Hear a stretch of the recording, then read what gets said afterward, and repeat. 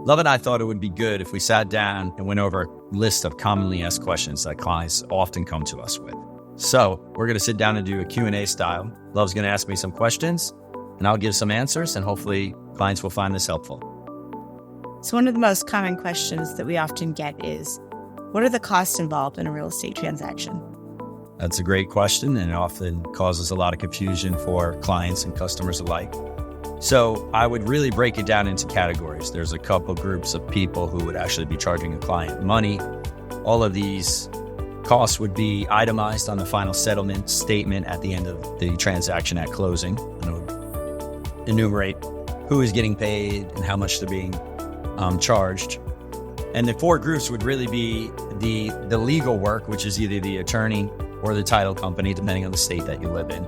And that could range, it's typically a few $1,000s, depending on the title insurance aspect of it. The second group would be the lender or the mortgage company or the bank. Those terms are interchangeable. That's the entity that's actually lending money in the transaction.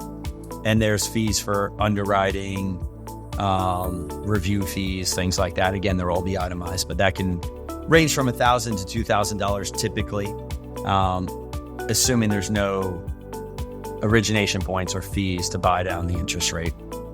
The third group would be the state or the county, municipalities, the government that might have fees for taxes or recording fees at the registry of deeds. Those could range from just a few $100s to more, depending if you're a buyer or seller, depending on what state you're in. It varies. There are things like tax stamps that are charged to sellers in South Carolina, for example. And then the last group would be the realtors, if there's any commissions involved or any other administrative fees that might be associated. All that would have been negotiated and talked about up front, and that would also be itemized as a closing cost and enumerated who's paying that on the final settlement statement. Would all those transfer fees and everything also be included in? Everything's itemized, and it spells out very clearly who's getting paid, who's being charged what.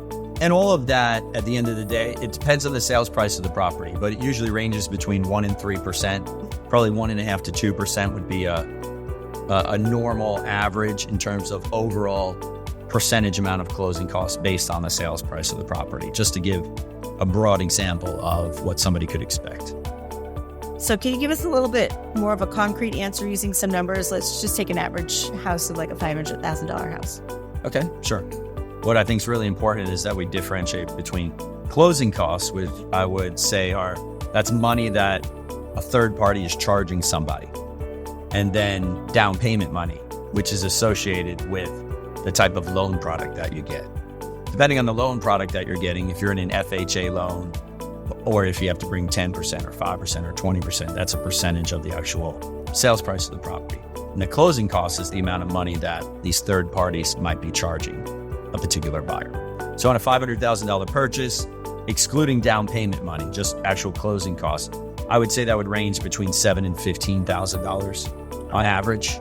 It could be a little bit higher, a little bit lower, depending on the lender and the actual program you're in. And then in addition to that, you would have to bring your down payment money. And these percentages vary depending if you're a first-time home buyer.